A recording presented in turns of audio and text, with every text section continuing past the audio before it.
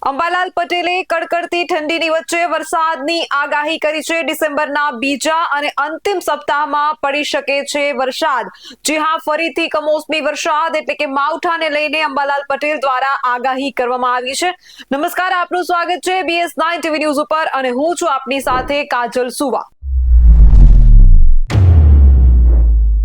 હવામાન નિષ્ણાત અંબાલાલ પટેલની આગાહી સામે આવી છે, જેમાં તેમનું અનુમાન છે કે 22 નવેમ્બરથી રાજ્યમાં વાદળછાયું વાતાવરણ રહેશે અને 25 થી 28 નવેમ્બરે બંગાળના ઉપસાગરમાં ચક્રવાત બનશે।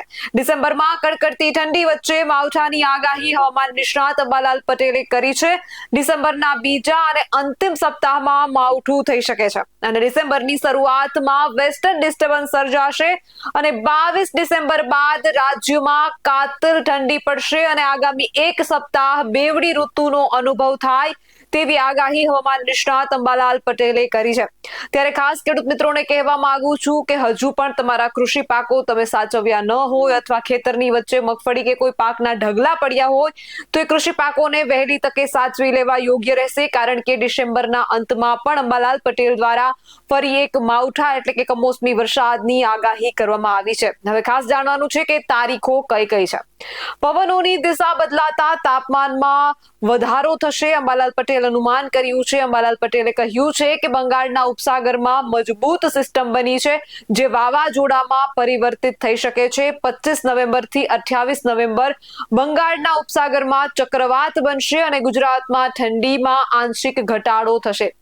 2 થી 8 ડિસેમ્બર દેશના ઉત્તરીય પર્વતીય પ્રદેશોમાં મધ્યમ પશ્ચિમી વિક્ષેપ આવશે અને વાવાઝોડાની અસર અને પશ્ચિમી વિક્ષેપની અસરોના કારણે ગુજરાતમાં વાદળછાયું વાતાવરણ રહી શકે છે।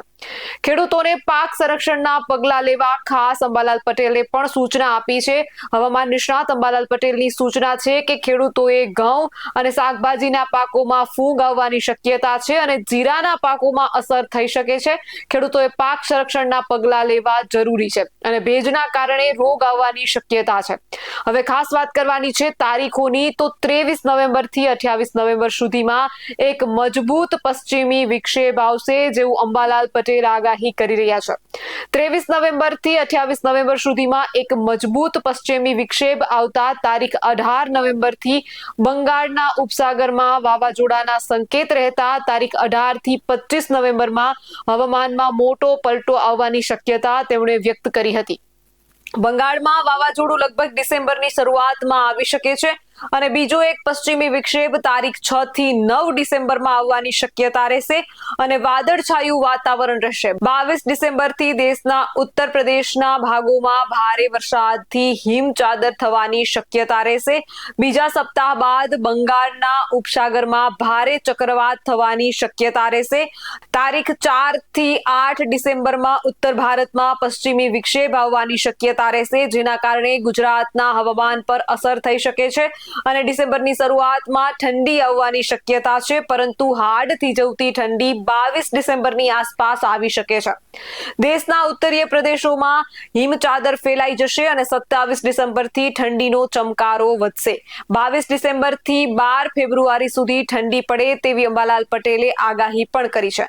અંબાલાલનું કહેવું છે કે 22 ડિસેમ્બરથી 12 ફેબ્રુઆરી સુધી ઠંડી પડશે અને લઘુત્તમ તાપમાન 8 ડિગ્રીથી પણ નીચું જશે।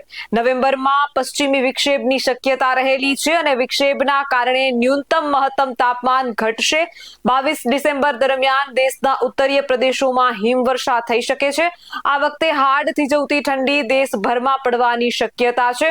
અંબાલાલ પટેલે આગાહી કરી અને કહ્યું હતું કે દિવાળીના સમય દરમિયાન જ પ્રોપર ઠંડીની શરૂઆત થઈ ગઈ છે અને હવે જેમ જેમ દિવસો જશે તેમ તેમ ઠંડીમાં વધારો જોવા મળશે।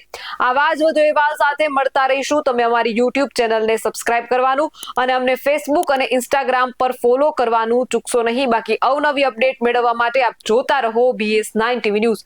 જય જવાન, જય કિસાન।